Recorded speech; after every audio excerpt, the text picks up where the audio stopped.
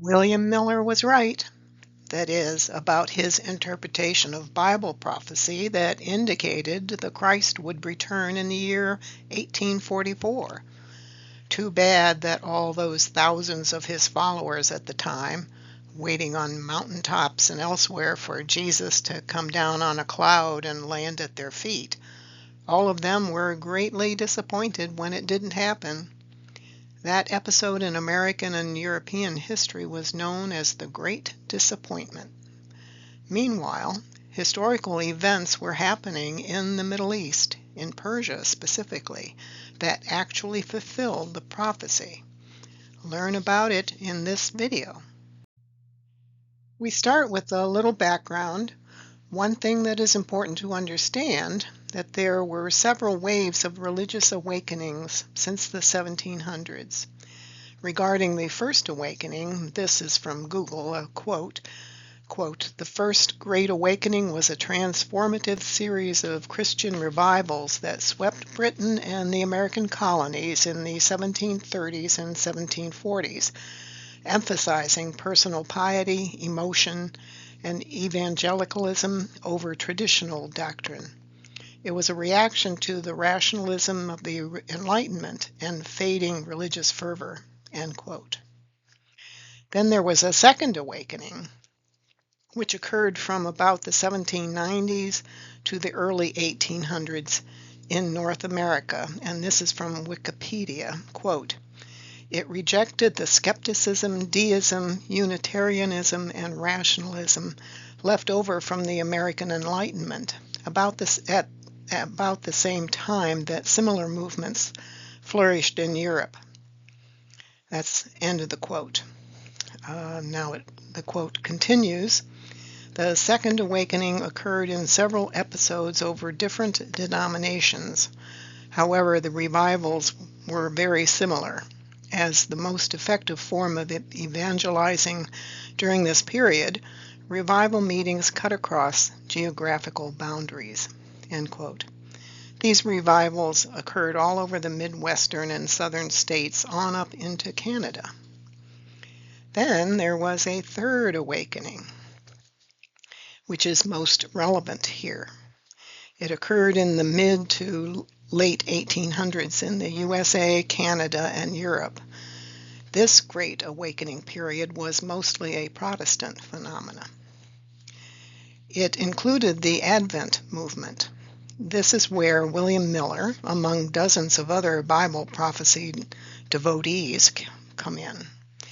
There were rising expectations that Jesus Christ was soon to appear in the world, according to some new interpretations of Bible prophecies. As to the Advent movement, many thousands of people became convinced that the time prophecies in the books of Daniel, chapter 8, and Daniel chapter 4, and Revelation chapter 11 proved that the Messiah was to return in 1844. Now just a little history of the Advent movement. Leroy Froom, a Christian scholar who wrote about the Adventist movement of the 1800s, stated, quote, "Beginning about 1810, just after the French Revolution, a simultaneous study of the 2300 years and the impending judgment hour broke out in the various countries of Christendom. On both sides of the Atlantic and in different lands, men were led independently to similar conclusions. Not one or two voices, but a swelling chorus of men proclaimed the approaching terminus of the 2300 years as the message of prophecy for the hour." End quote. That's quoted from his book, The Prophetic Faith of Our Fathers, from 1950.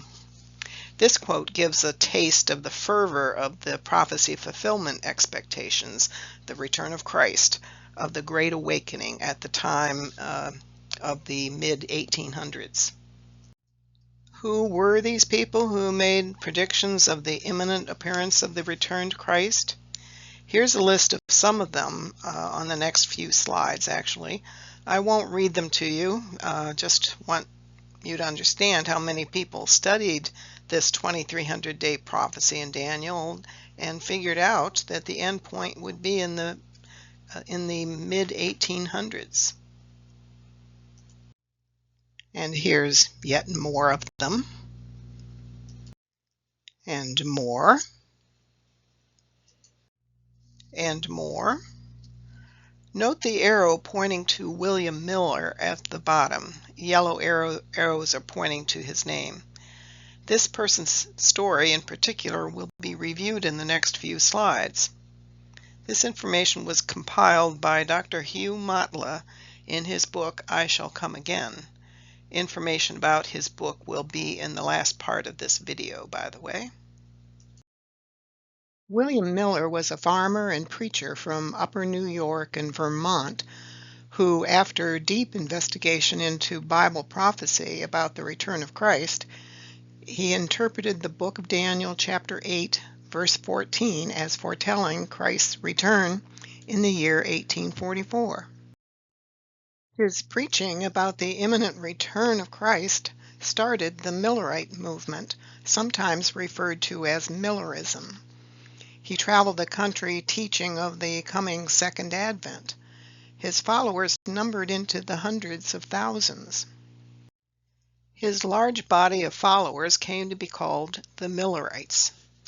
He first predicted the return was to occur in 1843, then realized his math error, that there is no year zero in the Gregorian calendar.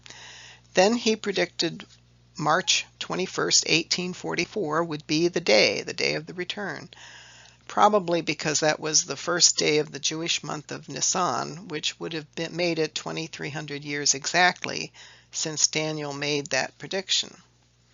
When nothing happened on that day, he changed it to October 22nd, 1844, by the way. If you want to know more about William Miller, the Advent movement, or the first, second, and third Great Awakenings, etc., just enter those topics into the search box on Wikipedia. Wikipedia has fairly good information about it all.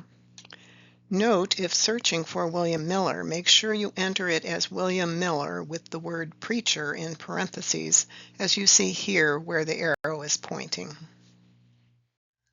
On the expected date and time, thousands assembled throughout the United States, Europe, and many other places throughout the world to await Christ's return down from the sky. But Christ did not show up as expected. Christ not coming down from the sky with literal trumpets blaring for the whole world to see was a huge letdown and became known as the Great Disappointment. Just a thought. Why do you suppose he didn't show up? Was the Bible wrong, do you think? Something has bothered me since I first read about the Millerites and their huge disappointment. They're standing on the mountains and hills, awaiting his coming down out of the sky, only to be so excruciatingly disappointed. But then, why? Why did no one go out in search of someone in the world in 1844, having declared that he was the promised one?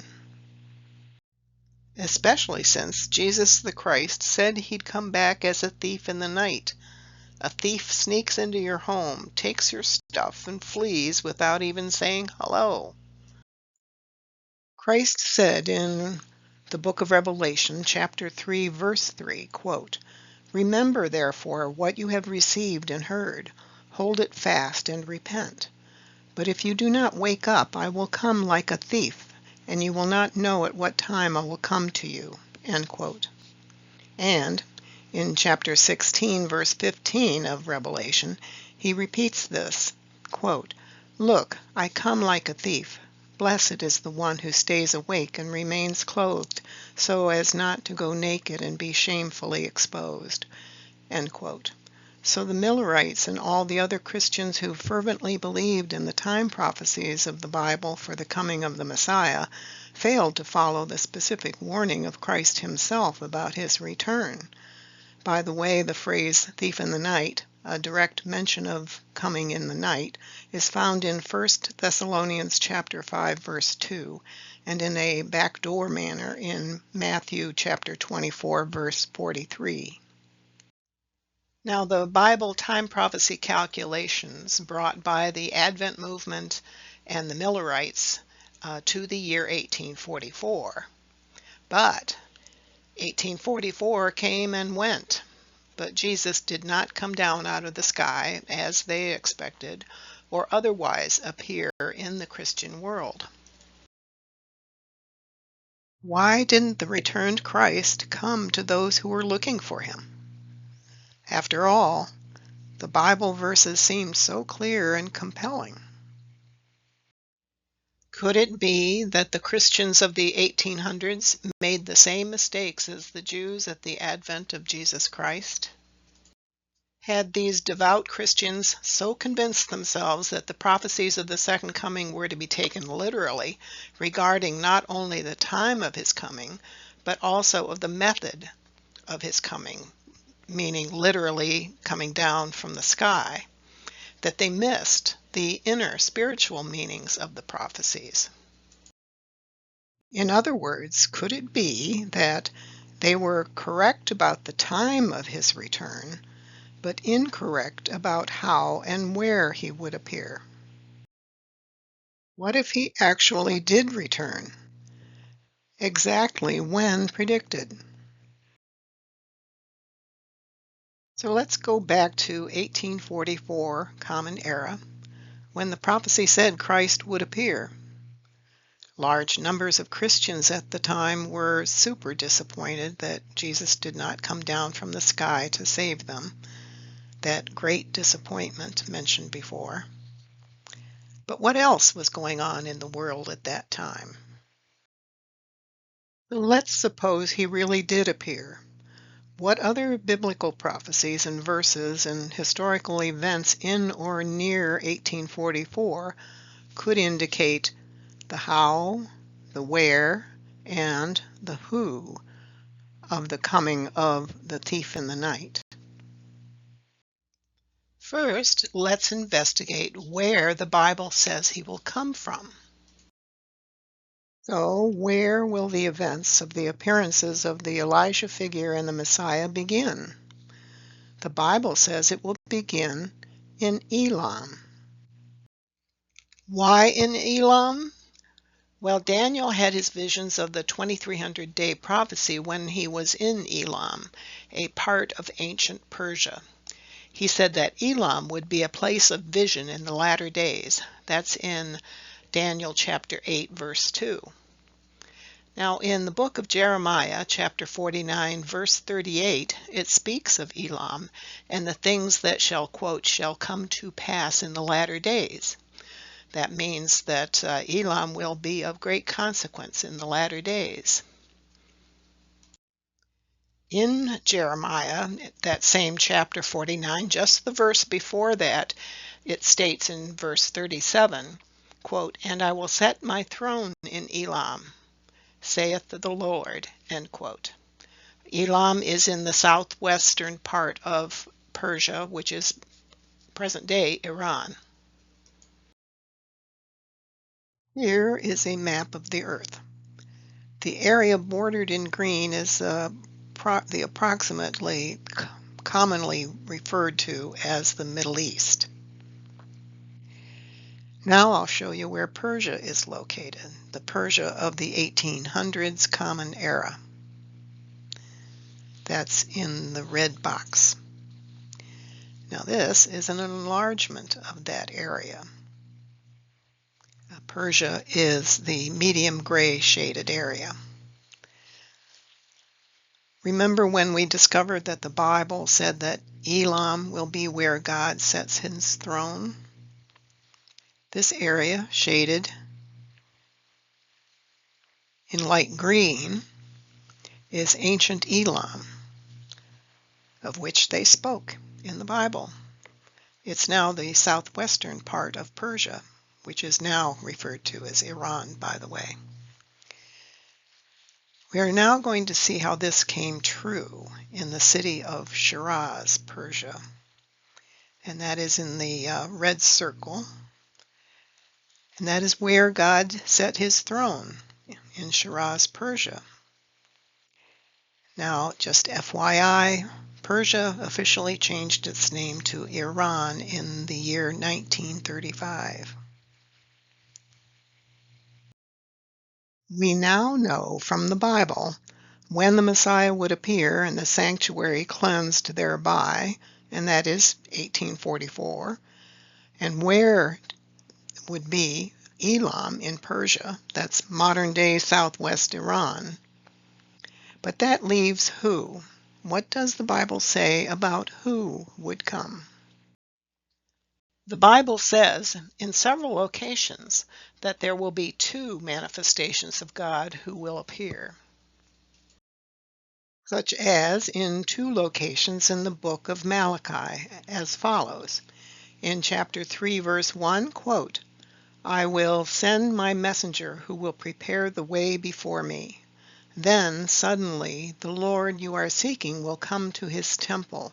The messenger of the covenant whom you desire will come, says the Lord Almighty." End quote.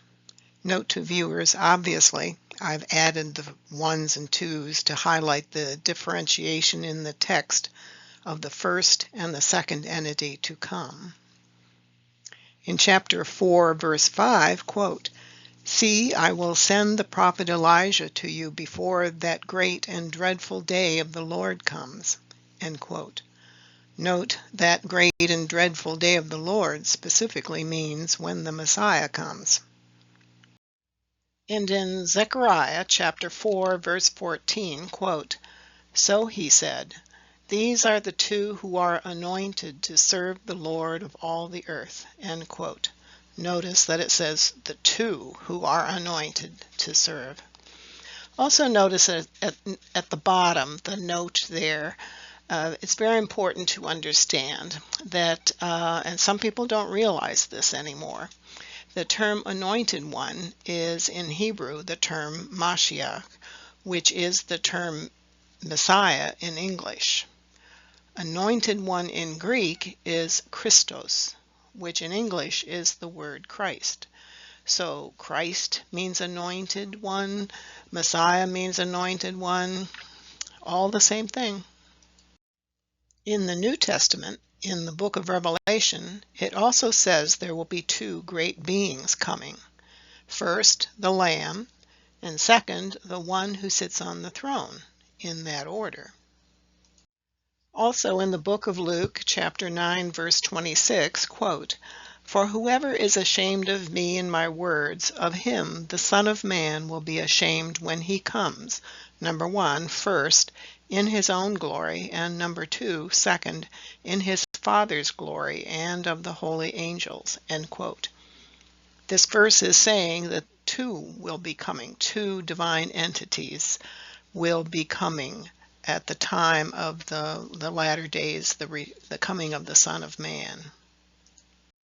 And note that other great faiths on earth also await the coming of two messengers of God. Something to keep in mind is that according to Jewish writings and traditions, they are expecting two messiahs known to Orthodox Jews as Messiah ben Joseph and Messiah ben David, known to non-Orthodox Jews as the Elijah figure and Messiah, with the Elijah figure to appear before the Messiah ben David, otherwise just simply called the Messiah. The Elijah figure would be considered as the forerunner or announcer of the Messiah ben David, meaning the Messiah. And in Zoroastrianism, they are expecting Hushidar Motlagh and the Shah Baram. Note that the term Hushidar Motlagh means morning star, the herald for the coming of Shah Baram. To Islam, they expect the Qaim, which means he who shall arise from the family of Muhammad, who is also referred to as the Mahdi, which means the guided one, who would be the 12th Imam and second, the return of Christ. The arrival of the Elijah figure, the forerunner and announcer of the appearance of the Messiah, opens up the drama that spellbinds his followers to this day. He, the open gate, invites all inside to meet the Messiah. This story will mesmerize millions of others in the future as this tale begins to be revealed to the world. Actually, after his martyrdom, a play about that event was written and performed because the event so amazed many in Europe. We've established that the year 1844 was to be the year of the return. If we look at some events in the Middle East, there were some remarkable things that went on that fulfilled Bible prophecies. On May 23, 1844, a young man entitled the Bab, which means the gate in English, who declared the dawning of a new day in religious history of the world. The young man came from southern Persia, a district called in the Bible the land of Elam. Now remember, Elam is where Daniel was located when he had his visions of the future. Those visions pinpointed Elam as the location God would set his throne. That's from Jeremiah chapter 49, verses 37 and 38. The Bab made his declaration that he was the promised one, and also the herald of another manifestation of God he called him whom God shall make manifest, who would arise soon. And again, that was in May of 1844. The Bab's ministry lasted for 6 years and attracted many, many thousands of followers. Followers of the Bab were called Babis. His followers came from all backgrounds: Muslims, Sufis, Zoroastrians, Persian Jews, among others. The Bab had 19 letters of the living, who were the disciples of the Bab, including one woman, a famed poet named Tahira, who was also called Karatul Ain, which means solace of the eyes, and also Zareen Taj, which means crown of gold. Listen to this public declaration made by the Bab, proclaiming to all exactly who he was. Quote, I am, the promised one. I am the one whose name you have for 1,000 years invoked, at whose mention you have risen, whose advent you have longed to witness, and the hour of whose revelation you have prayed God to hasten. Verily I say, it is incumbent upon the peoples of both the East and the West to obey my word and to pledge allegiance to my person. End quote. The Muslim clergy in Persia were incensed by the Bab making this claim that he was the promised Mahdi, the promised one according to Muslim writings and tradition. Because the Bab attracted so many devoted followers, the Islamic clergy and governmental rulers felt threatened by him and his teachings. The Bab was the forerunner, the Elijah figure of the Messiah's coming in the latter days. But the Bab was not just a forerunner or herald to the Messiah. He was a manifestation of God and brought his own book, the Bayan, which means the explanation, exposition, or utterance. But the Bab was foremost the herald of the promised one to come, who he called him whom God shall make manifest. The Bab was put to death by firing squad on July 9, 1850, at the order of the Persian government leaders, with instigation by the Muslim clergy. After the Bab's death, more than 20,000 of his followers were also put to death, some in extremely gruesome ways, just because of their beliefs as followers of the Bab. This is a photo of the shrine of the Bab. It's located in Haifa, Israel, on the side of Mount Carmel. In the early 1900s, his followers brought his body, that had been hidden all those years in Persia, and buried it in this shrine on the side of Mount Carmel. In the 1950s, the superstructure and the golden dome were added on top of it.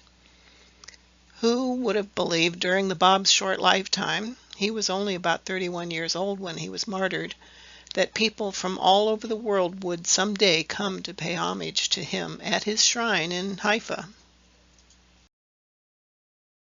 This is a closer, more recent view of the Shrine of the Bab. The Messiah, the returned Christ, revealed his presence in the world in 1863. Again, his name is Baha'u'llah, the Messiah of the latter days. He was born in 1817 and passed away in the Holy Land in 1892. And again, the name Baha'u'llah means the glory of God. Note that the sacred writings written by Baha'u'llah were in his native language of Persian, Farsi, and in Arabic. Baha'u'llah's given name was Hussein Ali. The Bab gave him the name Baha, which means glory, when Hussein Ali became a chief disciple of the Bab, even though Baha'u'llah and the Bab never physically met. They did correspond, but they never physically met. Baha'u'llah means the glory of God in English. If you recall, I reviewed numerous Bible verses in both the Old and New Testament, which said that the glory of God is to appear in the latter days. Those prophecies were true and have been fulfilled exactly. You may recall that the followers of the Bab were called Babis, but from the time Baha'u'llah made his declaration of his divine identity and mission as God's manifestation for this new era, those who recognized Baha'u'llah as the Babs prophesied him whom God shall make manifest became known as Baha'is and were no longer called Babis. To explain a bit further, the word Baha means glory in English. Baha'i means follower of the glory, meaning followers of Baha'u'llah. The new faith based upon the guidance of Baha'u'llah is called the Baha'i faith.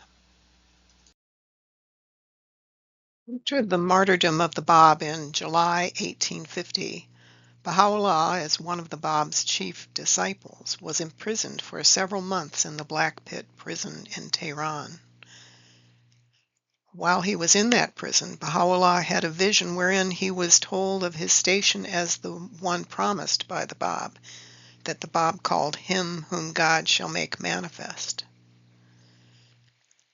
This was in late 1852 that he received his divine assignment, so to speak. He did not reveal this vision to anyone for about 10 years. In 1853, after his release from prison, he was exiled to Baghdad as a prisoner of the Ottoman Empire.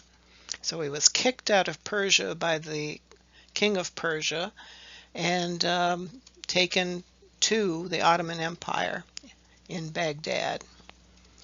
About 9 years later, in 1863, just before he was once again exiled a second time to Istanbul, Baha'u'llah announced to the Babis, the followers of the Bab, that he, Baha'u'llah, was the promised one that the Bab foretold.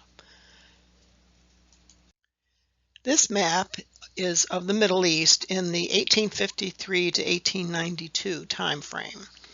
The green area on the right is Persia, now Iran.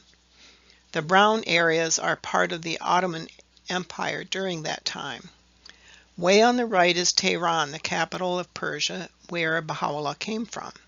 He was exiled from Tehran in Persia by order of the Persian king in 1853 to the area of Baghdad to the west of Tehran. This exile was intended to put an end to the Babi community and the religion.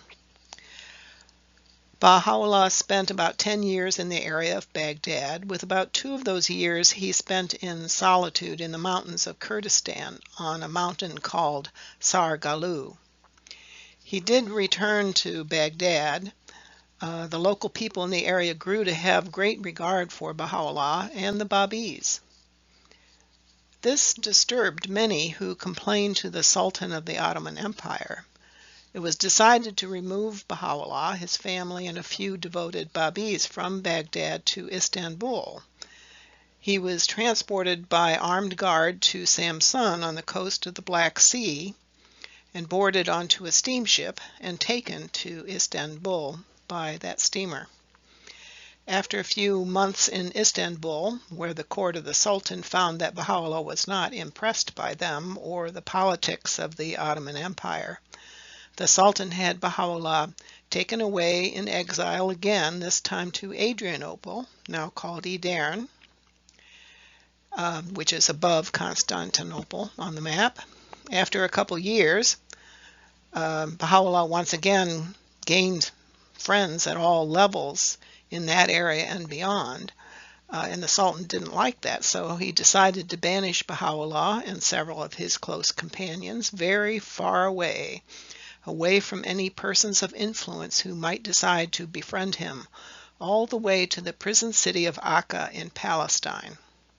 Baha'u'llah was put aboard a ship which sailed first to Alexandria, Egypt, then ultimately on to Haifa, Palestine, which is now Israel, where he disembarked. He was boarded onto a sailboat which then sailed across Haifa Bay to Akka, the prison city of Akka, where he entered it through the sea gate. The only other entrance into the walled prison city was a land gate having a huge door. The legacy of the life and teachings of Baha'u'llah include the following: his writings, many books, tablets, and prayers, which include his counsels to humanity on how to make spiritual progress and continue an ever-advancing civilization through those counsels and the laws of God that he brought for the new era. He also brought God's plan for world peace. He has told us the framework of how to establish it, but we have to do the work. And until we do that work and pay attention to it, it won't get done. He brought a new covenant with God for the new era. Baha'u'llah provided his son Abdu'l-Baha, designated as the center of the covenant and the exemplar for his followers, to continue this guidance for his followers. The guardian of the faith, Shoghi Effendi, carried through the instructions of Baha'u'llah and Abdu'l-Baha in the establishment of their faith, especially the foundations for the administrative order of the faith, and the design of and foundation for the administrative order of the Baha'i faith, with the Universal House of Justice as the supreme body. I've listed here many of the books and tablets written by Baha'u'llah himself. Hidden Words. Now there are two sections to that, the Persian Hidden Words and the Arabic Hidden Words, translated into English, of course, if that's your language. Tablets to the Kings and Rulers. Baha'u'llah sent these tablets, some to specific rulers and kings or queens and to a pope, and others to kings and rulers in general. Another one is the Book of Certitude, also known as the Kitab-i-Igan, the Book of Laws, known as the Kitab-i-Aqdas, and the Epistle to the Son of Wolf. Gems of Divine Mysteries, the Summons of the Lord of Hosts, the Tabernacle of Unity, Prayers and Meditations by Baha'u'llah, Tablets of Baha'u'llah, and hundreds of other tablets and prayers. Following are some excerpts from the writings of Baha'u'llah, the ocean of the Word of God brought by him for humanity for this new era. This is an excerpt from a tablet by Baha'u'llah. Quote, "The time foreordained unto the peoples and kindreds of the earth is now come. The promises of God, as recorded in the Holy Scriptures, have all been fulfilled. Out of Zion hath gone forth the law of God, and Jerusalem and the hills and land thereof are filled with the glory of his revelation. Happy is the man that pondereth in his heart that which hath been revealed in the books of God, the help in peril, the self-subsisting." Meditate upon this, O ye beloved of God, and let your ears be attentive unto his word, so that ye may, by his grace and mercy, drink your fill from the crystal waters of constancy, and become as steadfast and immovable as the mountain in his cause. End quote. And that was an excerpt from a compilation of many of the writings of Baha'u'llah in a book called Gleanings from the Writings of Baha'u'llah. Another quote from Baha'u'llah's writings, quote, "Incline your hearts, O people of God, unto the counsels of your true, your incomparable friend. The word of God may be likened unto a sapling whose roots have been implanted in the hearts of men. It is incumbent upon you to foster its growth through the living waters of wisdom, of sanctified and holy words, so that its root may become fully fixed and its branches may spread out as high as the heavens and beyond." End quote from Baha'u'llah, from his Book of Tablets of Baha'u'llah, revealed after the Kitab-i Aqdas. Kitab-i Aqdas means the Book of Laws. The next two quotes are from Baha'u'llah's book titled Hidden Words. "O son of dust, verily I say unto thee, of all men the most negligent is he that disputeth idly, and seeketh to advance himself over his brother. Say, O brethren, let deeds, not words, be your adorning." End quote.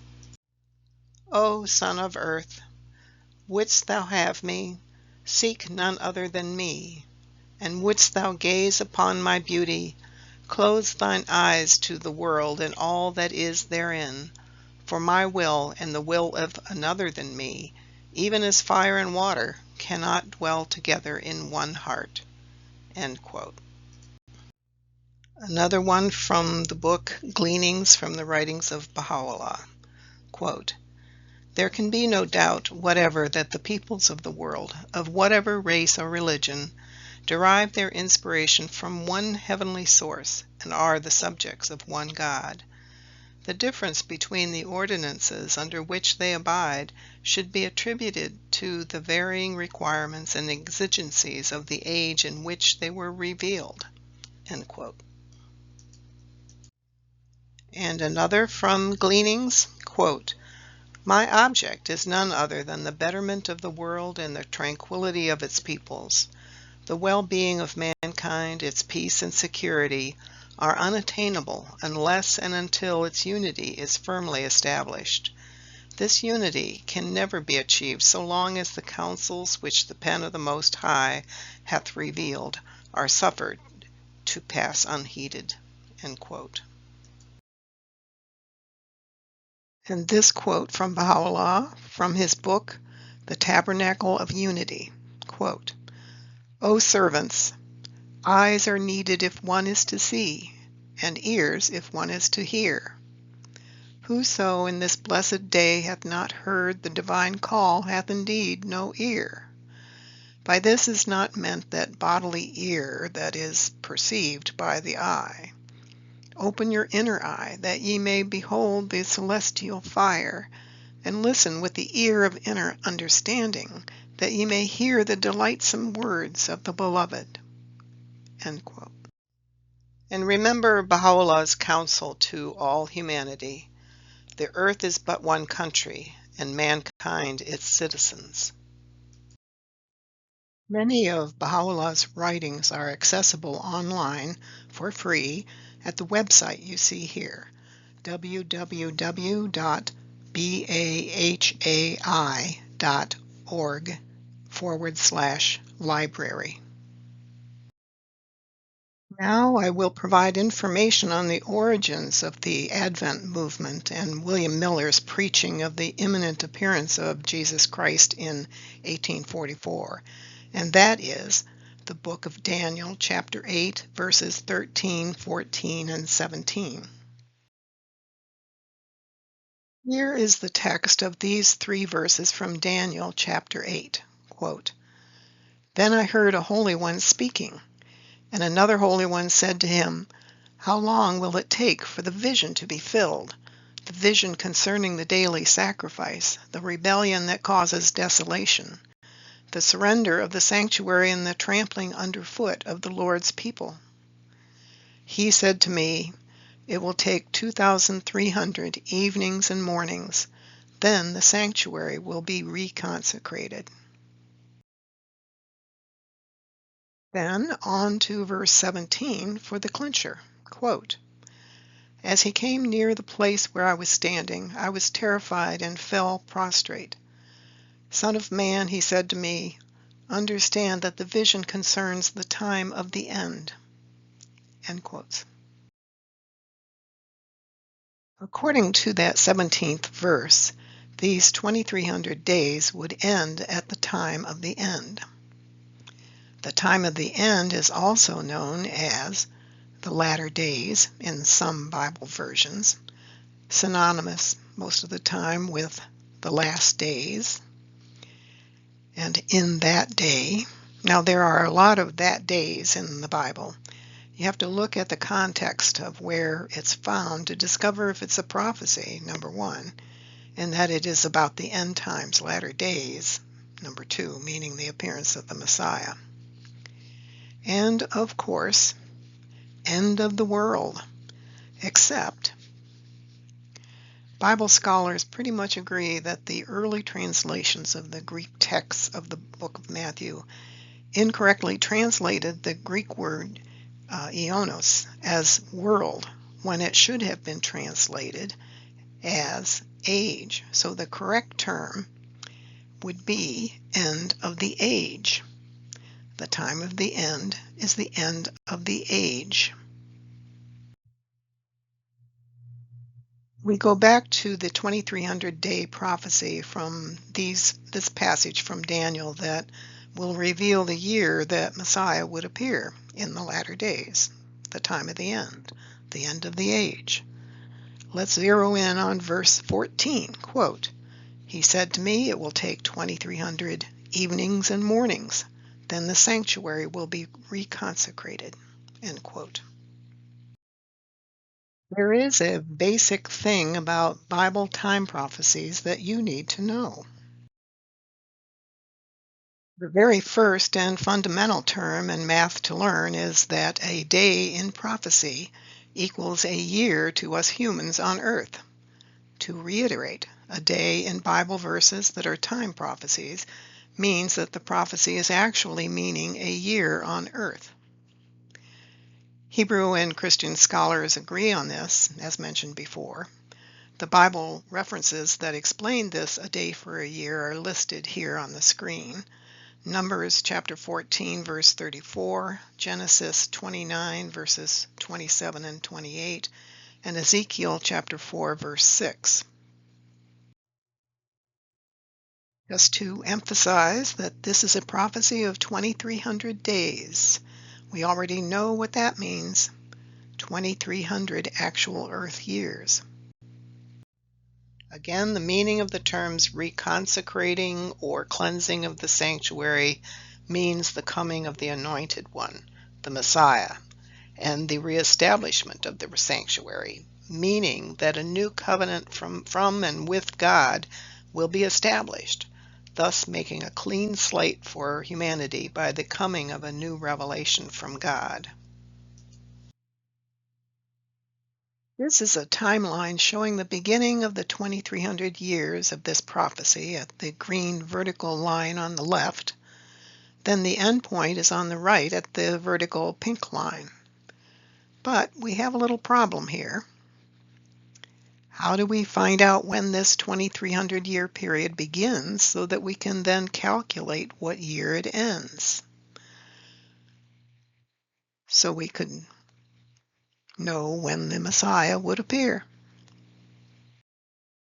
The starting point for counting these 2,300 days or years to the second advent is the same year as the starting point for the coming of the first advent that we will discover shortly when we review the 70 weeks prophecy that foretold the first appearance of the Messiah, Jesus Christ. Again, That starting point is 457 BCE. By the year 457 BCE as the starting point of the 2300 days prophecy in Daniel chapter 8 verse 14, well, we have to go to Daniel chapter 9 verse 25, quote, "Know therefore and understand that from the going forth of the command or decree to restore and build Jerusalem until Messiah the Prince, there shall be 7 weeks and 62 weeks." End quote. So the beginning point of the 70-week period in chapter 9 of Daniel is the year when the command or decree to rebuild Jerusalem was issued. You may have noticed that clause in verse 25 from Daniel chapter 9, quote, "until the Messiah, the Prince." The full prophecy found in Daniel chapter 9, verses 24 through 27, was foretelling the appearance of Jesus the Christ. It was foretelling the 70 weeks prophecy, which meant 70 weeks until his appearance, which translates, according to Bible time prophecy math, as 490 years from that year of 457 BCE. The appearance of Jesus Christ occurred just as foretold in Daniel. Now, if you want to see the details, which I can't provide here in this video, go to my video titled Bible Time Prophecies of Christ's Return. The section on the time prophecy foretelling when the Messiah would first appear, meaning Jesus the Christ, is at about the 1 hour 10-minute time marker. Now this video that I mentioned, the time prophecies of Christ's return, is at my channel, YouTube channel, at Integral Destiny 9. Look for information and a link to it in the description of this video that you're watching now. If you do not know how to access the description, please see the instructions at the end of this video. The Bible tells us of 4 decrees that were issued having something to do with reestablishing Jerusalem as the home of the Jews. Not all these decrees resulted in significant improvements. Most Jewish and Christian Bible scholars agree that the 3rd decree, issued in 457 BCE by Artaxerxes, as mentioned in the book of Ezra chapter 7, was the one that really resulted in the rebuilding of Jerusalem and the start of religious observations in the temple. Let's go back to this part of the verse in Daniel chapter 9, verse 25, quote, "From the going forth of the command or decree to restore and build Jerusalem," end quote.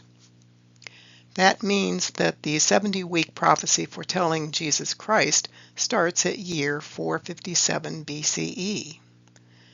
The 2300-day prophecy is foretelling the coming of the Messiah of the latter days, who is the return of the Christ Spirit. The 2300-day prophecy also starts at that same year, 457 BCE. This new interpretation of these prophecies is what so excited the Advent movement. Here on our timeline, I have plugged in the beginning date of 457 BCE on the left. And as we now know, the ending date, the year the Messiah, the returned Christ, would appear on the right in 1844 Common Era. The Gregorian calendar is now used throughout the world and is now considered a common calendar. The before Christ years are called BCE for before Common Era, and the AD years are now referred to as CE for Common Era. In this presentation you may see BC and BCE used interchangeably, and AD and CE used interchangeably. To find out what year on the AD or CE, Common Era, side of the calendar that the Messiah will return, first we start with the 2300 days from the prophecy. Then we subtract the number of BCE years. That's the 457. That's from 457 BCE, date of the decree to rebuild Jerusalem. We get 1843, which would be the year that the Messiah would return, except that we first must correct for the fact that there is no year zero in the change from BCE to CE in the Gregorian calendar. Thus, to make that correction, we must add 1 year, resulting in the correct year of the Messiah's return is actually to be the year 1844 Common Era. Here is a depiction of a timeline to illustrate those 2300 years between the year 457 BC to the year 1844 AD or CE on the right. Another way to check on the math, another method, is to use the Jewish calendar. It is actually much simpler because we do not have to deal with the change from BCE to CE like we do when applying it to the Gregorian calendar. Note that the years in the Jewish or Hebrew calendar are titled AM, which is the acronym for the Latin term Anno Mundi, which means in the year of the world. Here you see a timeline showing the years 3000 AM on the far left to the year 7000 on the right. Note that the vertical yellow line between the years 5750 and 6000 AM is showing where the approximate current date is given here as October 1st of the Gregorian year 2025, which is 9 Tishri of the year 5786 on the Jewish calendar. Here I've added on the far left a vertical pink line to depict the date of the first day of the Jewish month of Nisan in the year 3304 AM. That is the date of the year that the decree to rebuild Jerusalem was issued, also noted here as the year 457 BC. Now advancing 2300 years from that year of 3304 AM, you get to the first day of the month of Nisan in the year 5604 AM. And that is equivalent to the date of 21st of March in 1844. So the prophecy was fulfilled it was to be fulfilled 2300 years after 3304, which was 5604 in the Jewish calendar. Here is the math. The Jewish year 3304 Anno Mundi, which is the year 457 BC when the decree to rebuild Jerusalem was given by Artaxerxes on the first day of the Jewish month of Nisan. We add the 2300 years, remembering the prophecy of Daniel chapter 8, the 2300 day prophecy. The sanctuary would be cleansed by the appearance of God's Messiah of the latter days, and you arrive at the year 5604, which is Gregorian year 1844 AD or CE. Near the top of this slide, just above the timeline, you can see the number of years from Jewish year 3304 to year 5604 is 2300 years. Thus, the 2300 day prophecy in Daniel chapter 8 was to be fulfilled in the year 1844 Common Era. The appearance of the Messiah of the latter days dispensation began exactly as foretold in Daniel, specifically on May 23, 1844 Common Era. Soon I will tell you the story of the Elijah figure of God's plan for the latter days, then the story of the new Messiah himself. If you want to check up on these dates in the Jewish and Gregorian calendars, Visit this website, www.rosettacalendar.com.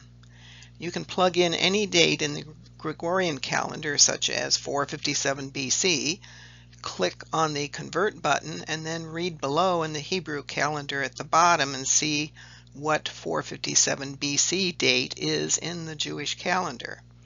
In this screenshot, you can see that the 21st of March 1844 AD, circled in red at the top, is the same as the first day of the Jewish month of Nisan in the year 5604 in the Jewish calendar, at the bottom, circled in red at the bottom.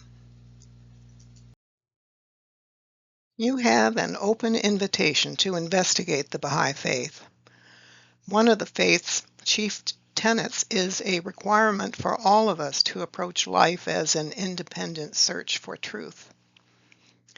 God has given us a spiritual obligation to seek Him, not just sit back and expect His manifestation or prophet for this new era to pursue us while we languish in spiritual stupor. In the next few slides, I'll provide some sources of information to help you get started in your search, if you choose. Here are some websites that have some good information about the Baha'i faith. More history about the Bab and Baha'u'llah, among others, who were the founding personages of the faith. Also gives you more information about our beliefs, our worldwide community of believers, and other topics.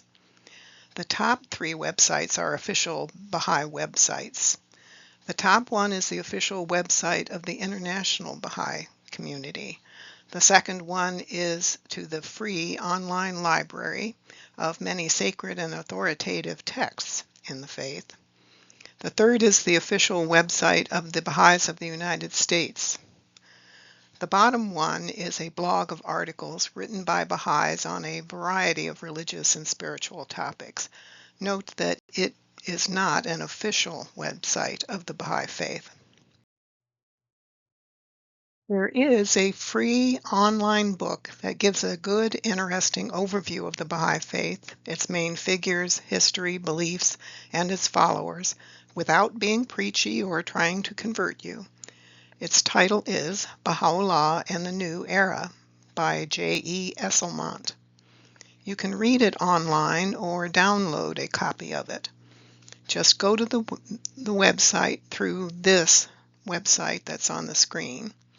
Pause the video to write it down, but note that this website is also given in the description of this video. If you prefer an actual physical book, it may be available through online book vendors too. It may even be in your local library for free. If you would like to meet Baha'is in your area, you can go to the website of the National Spiritual Assembly for your country. For those in the USA, that website is bahai.us, or call 800-22-UNITE, which is 800-228-6483, weekdays between the hours of 8:30 a.m. to 5:30 p.m. Central Time. And there is an email address of Baha'i, BAHAI, info@baha'i.us. Tell them your name and contact information, and they will contact Baha'is in your area who will contact you. Are you interested in how the Baha'i faith fulfills Bible prophecies of the appearance of the Messiah of the latter days, also known as the return of the Christ Spirit? Well, watch my videos on many such topics on my YouTube channel, as you see here. That channel name is, first, the symbol for @ that you see there, Integral Destiny 9. All one word, no spaces between the @ symbol, the letters, and the number. Again, @Integral Destiny 9, all one word. Here is a list of some of the videos on my YouTube channel. I'll hold this slide here for just a second to give you time to look at some of the titles. Note that I will put some links to them in the description of this video. As mentioned, links to some of my other videos are in the description of this video. Descriptions to videos are accessible in slightly different ways depending on how you are watching YouTube.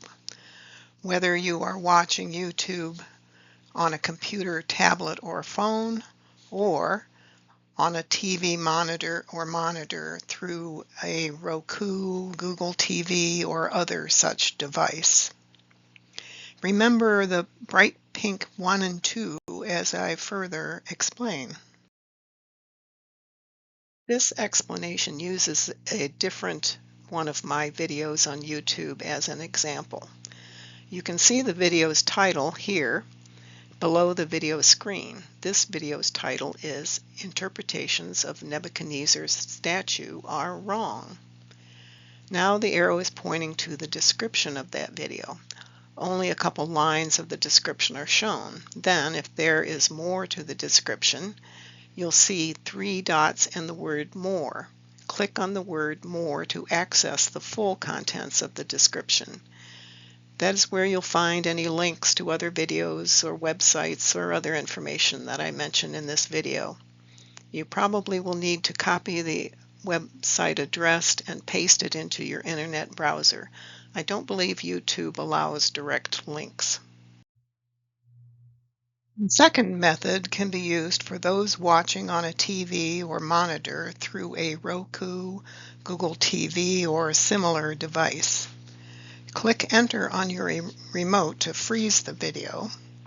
Then use your up, down, right, left functions on your remote to highlight the description button or bubble that you see here in the red circle on the screen. Then press Enter on your remote once you've highlighted the description button. You will then see a screen like this. Now the description is on the right in the section labeled Description.